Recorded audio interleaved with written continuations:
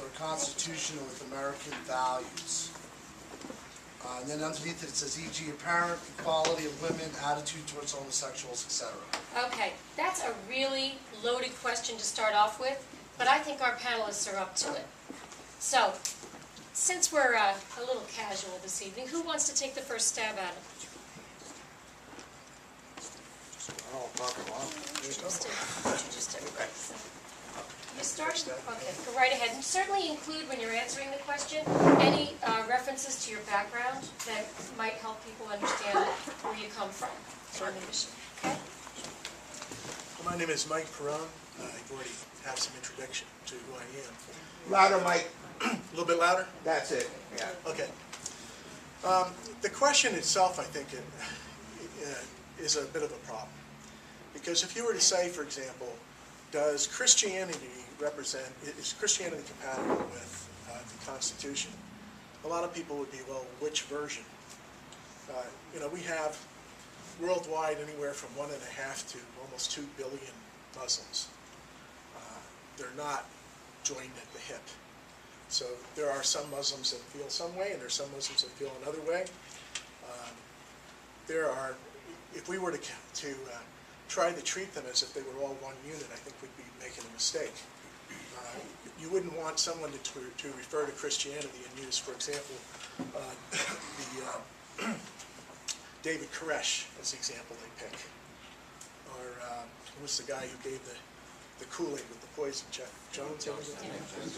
All right, so you wouldn't want those to be your examples if you were talking about Christianity. And I think from the same standpoint, if you're going to talk about Islam, well, Islam where? If you're talking about Sharia law where? What does Sharia law mean? Now, my own background, I should say I met Dr. Dinamad many years ago at a National Libertarian Convention in Washington, D.C., when my oldest son was in his teens, even below teens. And so it's been a long time since we've met. But as a result of that meeting, I had the opportunity to learn about Islam. Yes. As a result of that meeting, I had the opportunity to learn a little bit about Islam. I bought and read Dinamad's first book, Signs in the Heavens. And then recently, in the last couple of years, I finally got around to, it had been on my to-do list forever, to buy Rose Wilder Lane's book, Islam and the Discovery of Freedom. Now, if you're not familiar with Rose Wilder Lane, you might be familiar with Laura Ingalls. Yes. That's her daughter. Okay. Okay, so we're talking about a very American icon here. And that was my introduction to Islam. And that's where I'm coming from. So that should do for now. Okay. Very nice to share your views. Thank you. Doctor? If you'll indulge me, I totally begin with opening remarks. Okay, go right So ahead. If I might, I'll ask you to allow me to greet you with the traditional Islamic greeting, Salaam alaikum, peace be upon you. I'm actually very glad to be able to speak to the Tea Party because there's a certain commonality I have with the Tea Party, and I'm not just referring to the fact that as a libertarian I agree with you on the core issues. We're taxed too much, the spending is way too much, the deficit is too much, and the debt is going to kill us. But also because there's a certain commonality that I as a Muslim have with the Tea Party as a movement, and that is that we are very badly misunderstood and misrepresented. Okay. In fact, I would like to begin by pointing out something Mr. Dooley said. I don't know if you remember him, he's a humorist from the early 20th century. But he once said, "It ain't what you don't know that hurts you so much as what you know for sure but ain't true." And that's the problem we've been confronting with the issue of Islam and the relationship of Islam and Muslims to America and to the Constitution. So allow me to begin with something very basic about Islam. Islam is one of the Abrahamic faiths. I mean that like Judaism and Christianity, Muslims revere the prophet Abraham, peace be upon him. And in fact, Muslims accept all of the prophets in the Old Testament of the Bible and also believe in John the Baptist and Jesus Christ, peace be upon them as well. Of course, we do differ from Christians in that we do not believe that Jesus is God incarnate. We do, however, believe that he was the Messiah that was promised to the Jews. And unlike the Jews, we accept him as the Messiah. as the Jews would understand the Messiah, not as the Christians say he's the Son of God, in a literal sense. Of course, in the Old Testament, people talked about, used the term Son of God as an honorific for an upright person, or the daughter of God as someone who is an upright woman. Well, I don't want to get into theology. We don't have the time, unfortunately. I want to focus on the kinds of questions that we're confronting tonight. Is Islam compatible with the Constitution and with America being the main question of which the others are subsidiary? So let me go straight to that one. If you remember nothing that I said tonight at all, except one thing, remember this. The fundamental teaching of Islam, which is a word that means submission to the will of God, the fundamental teaching is the belief that there is no God but God. It's no God small g, but God capital G, meaning the God of Abraham, the creator of all things. In Islam, our core belief is that every individual is directly responsible to the Creator. And that is a liberating concept of Islam. It means that while other people may have knowledge by which they may help to guide you, while other people may have piety by which they may inspire you, you are directly responsible for the Creator. It is your duty to do what is right. That means that Islam believes very strongly in a concept called the rule of law, which is I think, one of the underpinning foundations of the American Constitution. The belief that we should be ruled by laws, not by men. There are other aspects of the Constitution that would be new to the Muslim world. Democracy is something the Muslim world has never really had. And some Muslim countries are taking to it quite well. I think Turkey, to a lesser degree maybe Indonesia, inconsistently maybe Malaysia. But that's a new idea for them. The idea of elected governments is not new to Islam. The very first successor to the Prophet Muhammad as leader of the Muslim community, Abu Bakr, was elected by a system that looks kind of like the method of the Electoral College by which the American president is elected. Now, you may not like the Electoral College, that's another question, but it is kind of similar, that the leaders of the community, as the electors, got together and elected Abu Bakr. Now, that fell short of the American Constitution in there was no system of proper notice and things like that. It was a quite spontaneous gathering, and the spontaneity led to some problems for the Muslims. Again, I don't have time to go into. What I'm trying to emphasize here is that the notion that was that's implicit in Islam is the concept to be ruled by laws rather than men. Now the question is, where are these laws going to come from? And it is true that Islam believes in a divine law. However, I hasten to point out that many Americans, including most of the founding fathers, believe in a natural law, which is tantamount to the same thing if you believe that God is the author of nature. That's why Jefferson used those words in the Declaration of Independence about the nature. Nature's God. Nature's God. Nature and nature's God. So these are the fundamental things about Islam that I think you need to know before we can answer these questions. One last point, if I might, if I'm not taking too much time, and that is that how Muslims view these questions. And I must tell you that the Muslim immigrants, and of course not all Muslims in America are immigrants, there are many converts, there are children of immigrants, but many Muslim immigrants will tell you up front that it is easier to be a Muslim in America than in almost any other Muslim country. I remember on one occasion I was attending a celebration of our high holiday, the Eid al-Adha, which is a celebration of Abraham's sacrifice. You're all familiar with Abraham's sacrifice, that he was willing to sacrifice his only son to God, but God intervened and allowed him to substitute a ram or a lamb.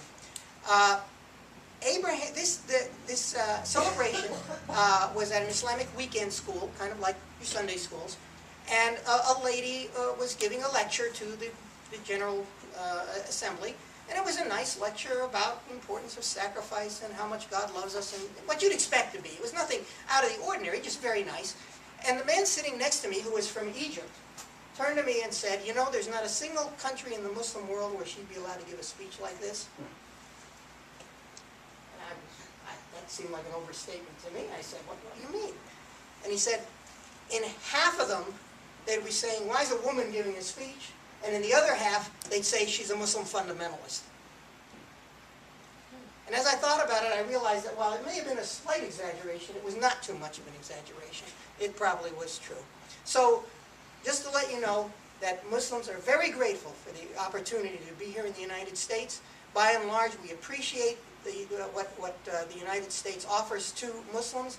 And while the immigrants are still new, some of them, at getting involved in civic activities, I assure you the converts, the children of the converts, have been very actively involved. And I will also assure you that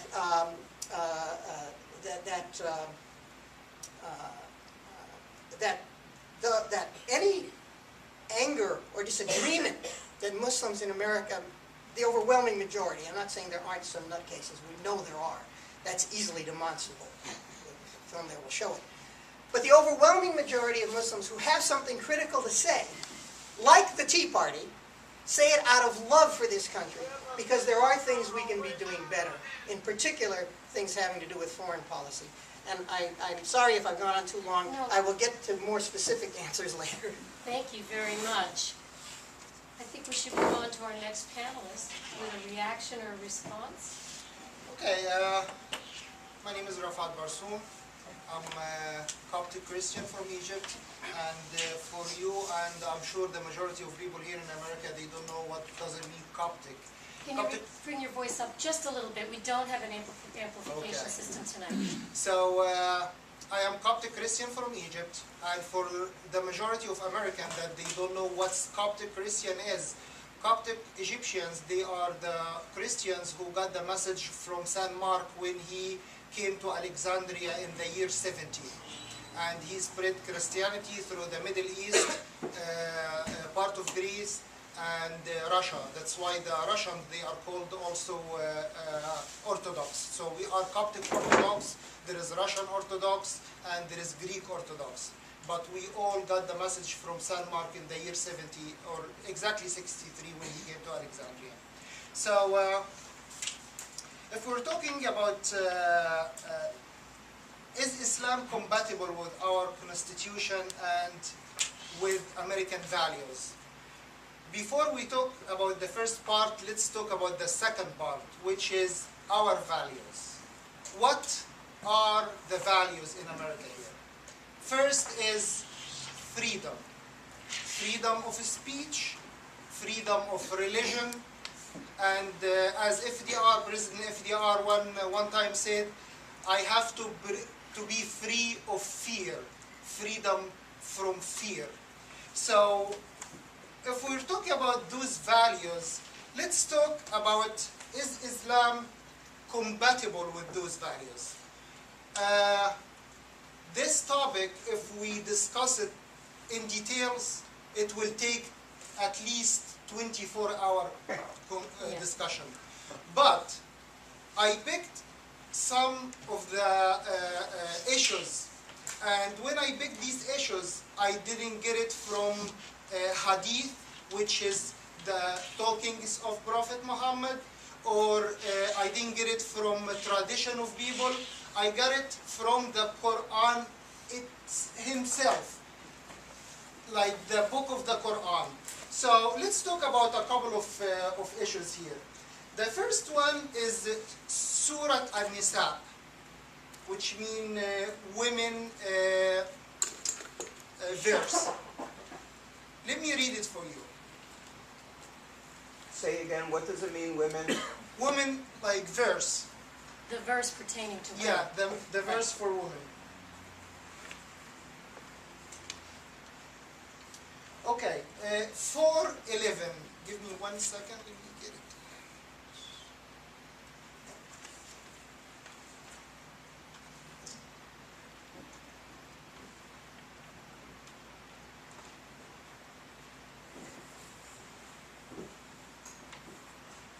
Okay, 4:11 it says, I'm gonna translate it. It says, Allah instruct you males, you are equal to the share of 2 females in inheritance. So if your dad dies and you are a male, you take double of your sister. that's not the equality that we have here in the United States. 415.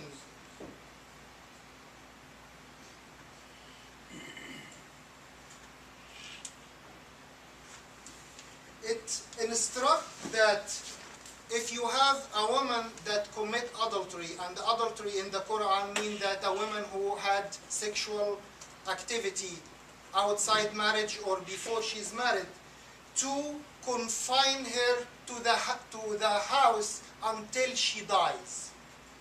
Until she dies. And this is written clearly. And if I'm like saying anything that's not in the Quran, please tell me, you know better than me in this. 434. It says that men are above women. And if the man is feeling that his wife is taking upper hand, he has to warn her first. If she doesn't obey, he has to avoid her in bed. And if she doesn't obey, he has to physically punish her by darb. Darb means like smashing her. That's again written by letter, by word in the Quran. So, is this compatible with our life? No. I'm not getting anything from outside. I'm not getting anything from like traditions. It's the book itself. If we move to the issue that Dr. Ahmed was talking about, that Islam accepts all the religions, it's okay. Yeah, he mentioned that Islam doesn't accept Jesus Christ as our Lord. But there is something here. Give me 1 second. Let me get you the reference.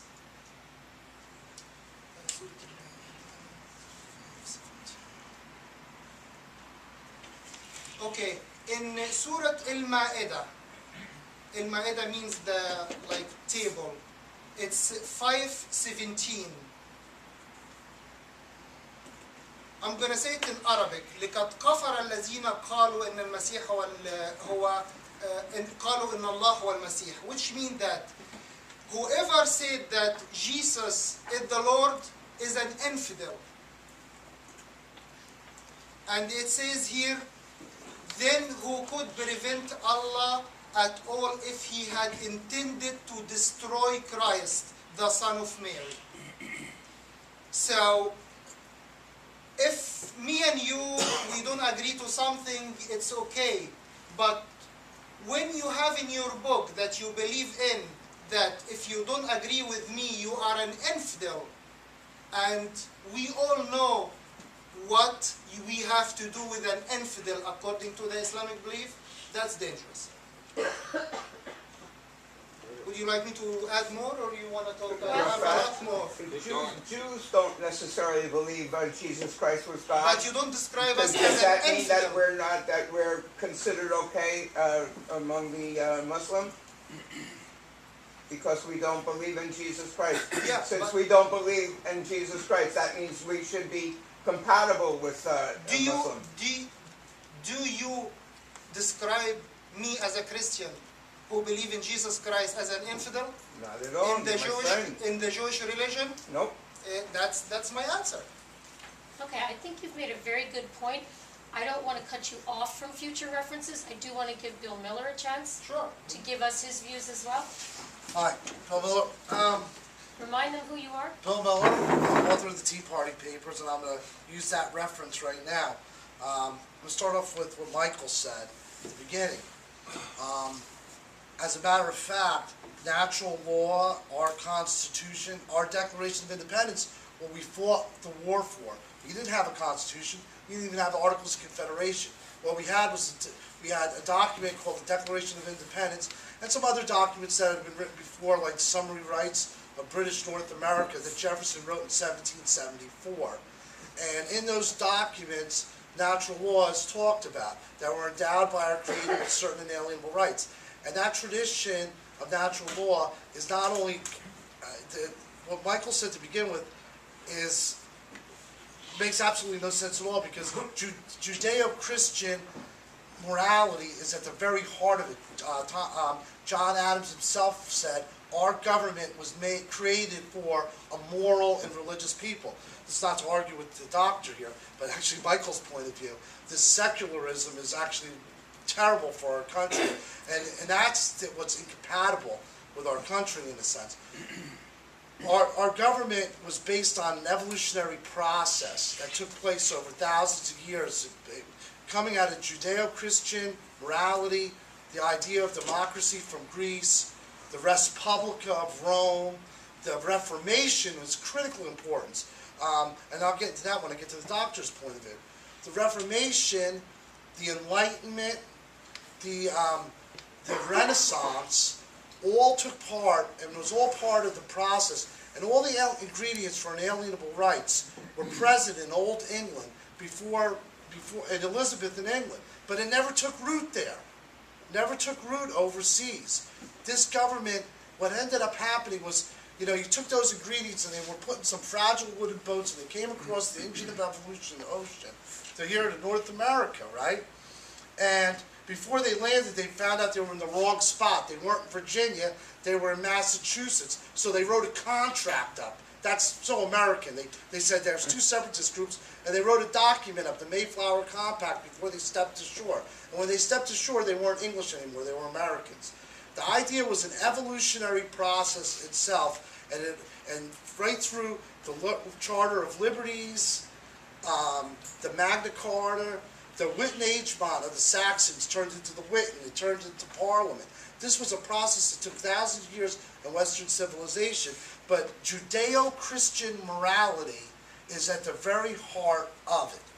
You can't have it. That's why if you look around this world, and the doctor bears it out in his own statement, you don't have, when this Arabic Spring thing started, Ambassador John Bolton said, one thing's for sure, it's not going to be a Jeffersonian democracy. He knew already that it was not going to be a Jeffersonian democracy there. They've had no experience with it. Okay? It's a process that takes a long time in human history to go through. Generations of practice and learning. And our government is actually a collaboration of God and man. Our government actually is a collaboration of God and man to improve the relationship of God and man. And the Constitution is the guardian of inalienable rights. That's what its purpose is. Some people talk of the Constitution like it's a living document, that it changes. It isn't. It's like one of those holy books. It's like the Bible or the Quran, or it's written in stone. Its purpose is to guard your relationship with God, however you conceive of God, whether you're Islamic, whether you're a Christian, whether you're Jewish. That's what the purpose of the Constitution is. The Constitution is never to interfere with that relationship. And that's one of the big problems we have right now. As far as what the doctor said, so I kind of disagree with what Michael said to begin with, as far as Judaism or Christianity being compatible with our Constitution. Our Constitution is literally the guardian of that morality that evolved over thousands of years, be that as it may. The doctor's point is pretty accurate. I was almost ready to get into a dispute with him to begin with, but he talked about Sharia law. But the problem with it's not Muslim faith itself here. The doctor's, I'm sure he's a great guy. He's a libertarian. I probably agree with him with 90%. Probably agree with him with 95% of his points of view. But the problem with Sharia law, and Rafat will probably bear that out, is that it's not just, it's used in different ways in different areas, and the doctor pointed it out himself. How is it applied in Europe? How is it applied in Indonesia? How is it applied in Saudi Arabia? And it's like Talmudic law, but Talmudic law, the difference between Talmudic law and Sharia law is Talmudic law that's, the Bible and has some pretty drastic statements in that too, about stoning people and cutting people's hands off and all that. But Talmudic law doesn't apply any of that anymore. The trouble with Sharia law and a lot of the world today is that it actually is applied literally. There's areas where Sharia law is simply used as a guide for moral equivalency, and that's probably where it's the least harmful. But there's other places where it's applied tribally, but there's other places where it's applied literally. And the problem is more of a cultural one than anything else. Most Islamic countries, there's never been a John Calvin or a Martin Luther or someone like that in the Islamic faith to say, hey, you know what? Believe in God. We all believe in God. As a matter of fact, I think Jeff made a big mistake, and I want to make one quick suggestion here before we end tonight, that the Imam leads us in a prayer, because we usually have the Pledge of Allegiance and the prayer before we start these meetings. So maybe the Imam will take us out with a prayer so we don't have no hard feelings at the end of the night. But and we all believe in God, and that's great and everything like that. But the trouble is the implementation, and the trouble is that culturally and where most Islamic countries are, it isn't really compatible with our Constitution in a way. Because it's not a matter of the doctor, or like he's probably pretty. He would probably describe himself as a reformed Islam. I seriously doubt he thinks about stoning somebody. But the fact of the matter is, there's a lot of people that do feel that way, not only overseas, but even here in our own country. One of the things we had when we saw the films, and I'll end it with here, was in as many good Muslims, and I know, I got a buddy of mine I was out with just the other day. He's in the VA, he's Muslim. There's a lot of great Muslims, soldiers, everything else in this country. So this is not an attack against Islam. However, when we were going through film footage for this, we saw thousands of hours of films, all kinds of stuff. We decided not to put in this movie people celebrating on the streets in America when those towers came down. Yes. And unfortunately, that is here in our own country. So when we talk about Islam being compatible, I think that when someone is, the idea of reform, the idea of the Methodists, when the Methodists were here in the 1740s, the Great Awakening, right prior to our revolution, there was a thing called the Great Awakening. George Whittaker went up and down through this country, and these early Methodists, it took off great here in America. People from all different faiths came out, and they listened to them, and they said, it don't matter whether you own the ship, or you're a soldier, or you're a slave, or you're an Indian, or whatever, you're all equal when you go before God. And, that's kind of ingrained in our system. And they said something that up till then was kind of, even among the colonists here, they used to bicker and this and that. They said, we can agree to disagree. We can agree to disagree. However, the problem is there is a large faction overseas and in this country who are that want to read that document, that book, like it literally is the way they want to make the world. And that is incompatible with the evolutionary process that has taken place over thousands of years in our civilization, in Western civilization. Sorry I went too long. That's all right. Bill, I know you have a tendency to, but when Bill speaks, it's always important and to the point. And while it takes him a while sometimes to get all of his thoughts out, it's good to hear him out. Now, I'm going to allow our first two speakers to speak again on this issue, because you guys had the benefit of hearing them first. And they have been feverishly writing and been very respectful. And so we're going to reward them with an opportunity to say what they would like to in response, and then we're going to move to another question. Go ahead, Michael. There's a couple things I noticed during your talk in particular. You've got to bring your voices up. We'll have I'm sorry, my voice is by amplification nature next low, time. so I'll try. Thank you. There are a couple things that Bill said that popped into my mind. Immediately, one of the first things that popped into my mind was the toughest question that Michelle Bachmann was asked during the debate. Does anybody here know what it was? Something about having to submit to her Submitting to husband. her husband. Yes. So this is not something peculiar to Islam. Christians have to deal with that as well. One of the reasons I'm here tonight is because I have a friend. My friend Ismail. I work with him at one of my clients' locations. I never really paid attention to his name. It's an unusual name. It's not one that I would normally run into. I worked with this fella on and off for a couple of years. He's one of the nicest, gentlest, most sincere persons I've ever met. Really nice fellow. Found out that he is a Muslim. So I asked him some questions. People tell me that as a Muslim that you're opposed to our system of government here. Would you be willing to fight and die for this country? Mike, of course I would. He has a wife, he has 2 children. They look like anybody. You would never know that he was a Muslim unless you asked him. So Ismet is my friend, and whenever I hear anyone talk about Islam as if it were some megalithic thing that all Muslims are a part of, I think about him.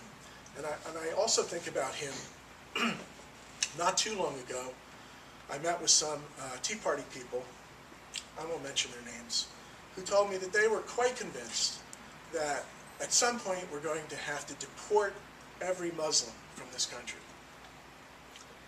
And as soon as I heard that, I thought of him, and I said, he was born here, he has a wife here, he has kids here, he's a good person, he's a mensch, and you're going to take him and send him to some country he's never been in because you have some fear that you're applying across a large group of people. So that's one of the reasons I'm here tonight. There's another thing I want to bring up. The fellow who actually asked me to be in this debate is a friend of mine. And he is very much of the opinion that there is no difference between radical Islam and Islam. It's all one thing. In fact, so much so that when he sent out the email blast to the group of people about this event, That it was canceled? before that, he sent out a blast that said, is radical Islam compatible with the United States and United States values? And he sent that out. So I called him up and I said, The United States is now giving Muslims protection, or the immigrants protection. There is no problem because there's nothing in the Constitution that contradicts Islamic law. As I told you, Muslims can live more easily here than they can live in any Muslim country. So there's not a problem. Fifth Amendment, Now, you said? The Fifth Amendment, cruel and unusual punishment. The Sharia law violates the Fifth Amendment. there's no obligation to lash an adulterer when you're living in a non-Muslim country. I don't understand, unless what you're afraid of maybe is that Muslims will introduce a bill to the Congress or to the state here and ask that lashing be made the punishment for adultery. But such a bill is not going to pass unless the people pass it. This is grasping at straws in order to try to sow fear and hatred. And I think that's most unfortunate. I think the guest in the audience was saying there have been some laws suggested. Is that what you're saying, Michael? Proposed and almost passed. Give me an example, please. Institute Sharia law over the Give Constitution. me an example. All I've seen are laws that have been passed banning Sharia law, where it would make it a crime to wash your feet for the purpose of going to prayer.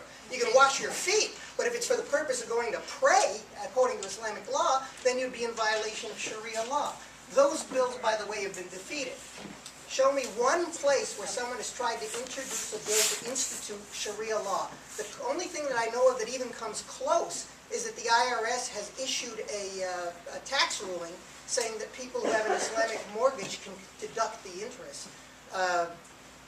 That's the only one that even comes close. Okay, so maybe at a future meeting we'll get some details on that. Is there another question from the public? Just got one quick question. Sure. You say there's 2 billion Muslims or Islamists in the world today. And the question I have is, what percentage of those are extremists? Is it 1%? Half a percent? Because if it was 1%, that would give you 200 million extremists trying to kill us all. Oh, well, it depends on your definition of extremist. Daniel McGrath did a study, the Gallup poll has done an international study, and not all of the people who are extremists by some definition want to kill anybody, let alone us. The answer to your question, how many people have been recruited or are ripe to be recruited to engage in suicide bombings or acts of violence against innocent Americans, again, there's been no study done of that. But, let's say it could easily be thousands. It could be.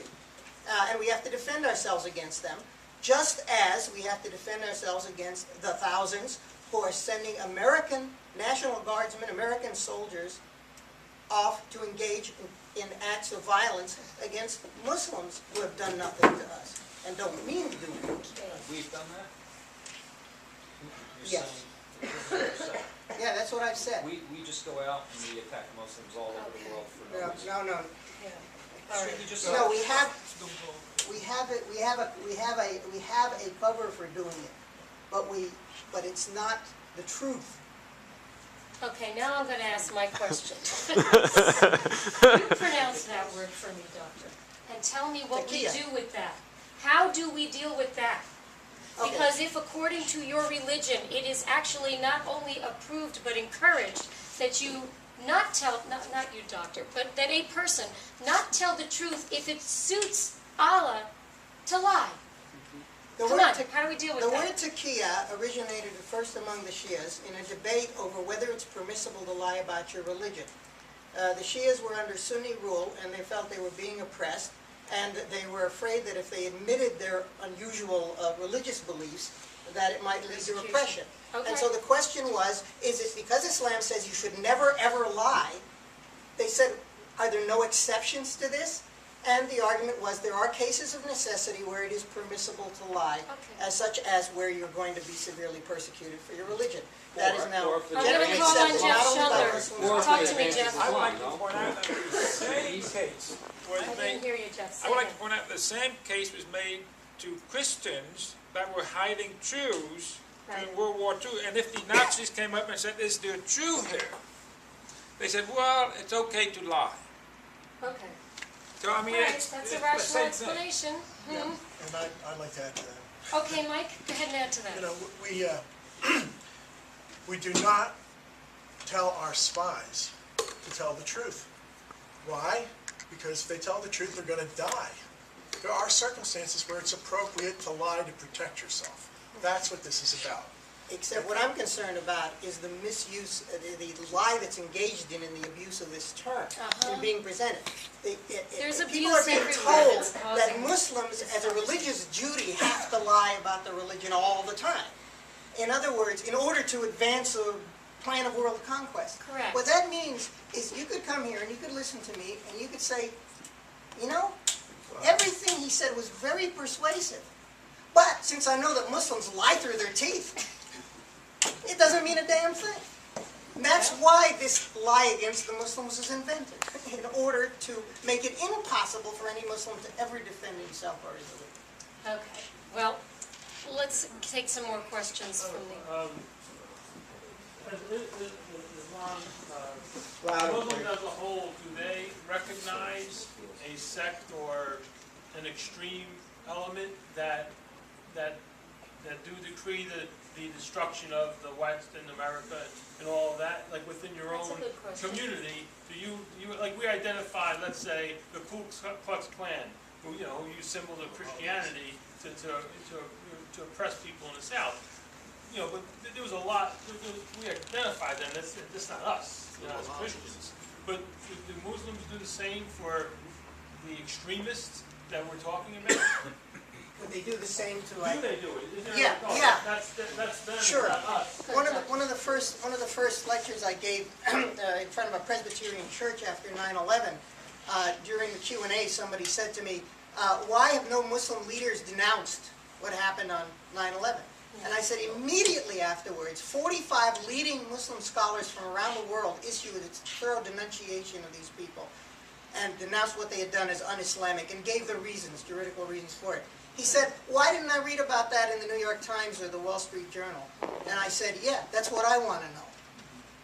Well, that's actually fair. We've all But wished is we've it read possible things. to do? that I don't mean, fit Ku into- Klux Klan, they're organized, they have their hats and everything else like that. But the terrorists or the extremists in the religion, is it easy to identify them as extremists, or is it just blended? Well, I again, think well, that's again, the if confusion you're for talking us. about the violent people, Yeah. it's no more difficult than identifying the people in the Ku Klux Klan. Like the Ku Klux Klan, they're a secret organization, but like the Ku Klux Klan, it's possible to infiltrate and do reconnaissance and so on. And the trouble is that there are several problems. but one of which is this insistence by some people on not admitting that it's a subgroup and saying that this is, you know, this extreme fringe is actually the people who are following the teachings of Islam, and the vast majority of Muslims, they're just bad Muslims. That's making things much, much harder. What it's doing is it's dignifying. It's as if it was as if someone said, well, the Ku Klux Klan are the true Christians, and all these liberal, namby-pamby Methodists, you know, they're just, shame on them. Yeah, they're just bad Christians because they're not doing what Jesus really wants you to do. Jerry. If I can ask the doctor a question, because I'm a little confused. I'm not a theologian, so I was listening very carefully as you explained the original context of some of the passages in the Quran as having dated back to a time when Muslims were under attack, and these were self-defense measures essentially. And brought into a current-day context, you referred to people who were occupied, were being killed, were being oppressed. I'm having some trouble with the timeline because I don't understand where Muslims were being oppressed and occupied, since even 9/11 wasn't the first attack on Americans.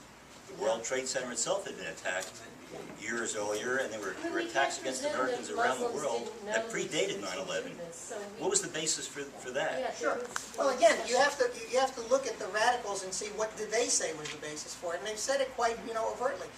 Osama bin Laden himself declared war on the United States in the 1990s.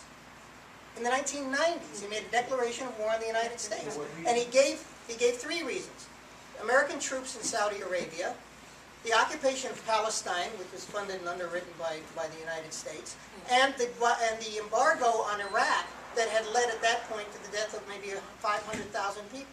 You feel Palestine was being occupied?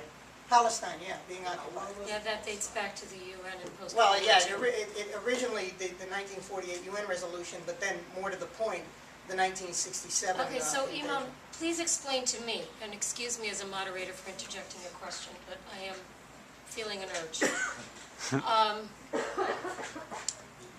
If Muslims throughout the world knew, as we did, that Osama bin Laden was declaring war on America, did they not have a reaction to that then? Some of us did. Okay. On my website, minaret.org, Okay. we published an So article about it. why can we not work together to defeat this enemy if indeed, as you describe it, we're all on the same side? If we all reject this violent behavior, and we all believe it's not central to the religion, or should not be, those of us that don't know enough about Islam, then why are we not joining together to defeat these enemies? Well, again, I think for people who want the detailed answer to that, see the BBC program that I made reference to. But the quick answer is this. There was an attempt, but it was ham-handed. It was mishandled because people didn't understand what they were dealing with and how to deal with it. When Osama bin Laden was in Sudan, that was his base of operations at the time, the United States pressured the Sudanese government to expel him. While the Sudanese said, we don't think that's a good idea because we can spy on him when he's here and we can let you know what he's up to. The United States said, no, you're our ally, we're telling you get him out. So they expelled him. No country on earth would take him except Afghanistan, where the Taliban were taking over. He was able to have a very unhealthy, the Taliban were a bunch of ignorant orphans. He had an unhealthy influence on them. He was able to further radicalize them, which they were already being done by the ISI, the Pakistani intelligence services, and by the Saudis, and unfortunately had been by the CIA, which had also participated in the radicalization of the Muslim youth because at that time they were intending to fight against the Soviets. Once the Soviets were gone, and once he was forced to go to Afghanistan, he was able to set up this base there. Al-Qaeda means the base, and therefore find a place by which he could actively recruit people, which would have been very difficult to do in Sudan. Right. Okay, more questions from those of you who were patiently listening. So. I was wondering if you could explain a little bit more about our influence on installing the Shah and how that created a lot of controversy between Americans and the Muslim Islam. Sure. Well, that would be an example. Iran had been under a dictatorship by the Shah's family for decades. There was an evolutionary movement, a kind of peaceful revolution towards democratization in Iran, and they had free and fair elections in the 1950s. But the man who got elected was a lefty and someone who was hostile to the Western oil industry in Iran. He wasn't terribly hostile. He didn't want to expel them. He just wanted to force them to pay more for the oil concession. The British in particular, but with the active aid of the United States, decided that they'd just get rid of them. What democracy might be a good thing, but not when it affects the price of oil. And so they staged a revolution that reinstalled the Shah, gave him dictatorial authority over Iran. This led to total hostility by all sectors of society. It was no longer just the communists, the Islamists, the liberals, the business people, the Bazaris as they were called, the intellectuals. Absolutely everybody hated the Shah, but only the Muslims had the ability to organize because of their position in Iranian society. So they became the leaders of the revolution. When the Shah got expelled, the clergy class took over the revolution and the government and suppressed all the competing parties until only the Excuse me, that was That's our timekeeper, signal yeah. that we've got a few minutes, so we have to be out of here in about 15 minutes, which means I need everybody to please put chairs back, and also there's books that you can purchase, books that can be signed, and we can have one last question, but I have one too. Based on what you said, does that mean that you can form an alliance with the Tea Party and say, yeah, we're on the same side. We all want we want to be moderate in our religious beliefs, and we want the same thing for America. And I have to confess, without speaking to Jeff, that that's actually, I think, a good idea if we're going to go forward. Because I'll just point out that Pope John Paul II did apologize. He did apologize for the Crusades, which have been referenced. Yeah. Because the violent behavior was not of God. And so I think Islam needs to do the same thing if there's going to be peace, in my opinion. Well, I don't hold back. yeah. Well, Pope John Paul was definitely a man of peace and of freedom. Of course. There's no two ways. And this is just another example. The But violence Pope John is the Paul problem. is the official spokesman for Catholicism. There's no single official spokesman for Islam. I told you that the 45 greatest leaders of Islam all did issue a denunciation of that. They're not going to issue an apology because they didn't ask Bin Laden to do it. Okay, you and I are going to talk about it. I want to thank these panelists for participating. This is a hot button issue, and it takes some courage to step forward and to be ready to be under fire. And I appreciate it deeply.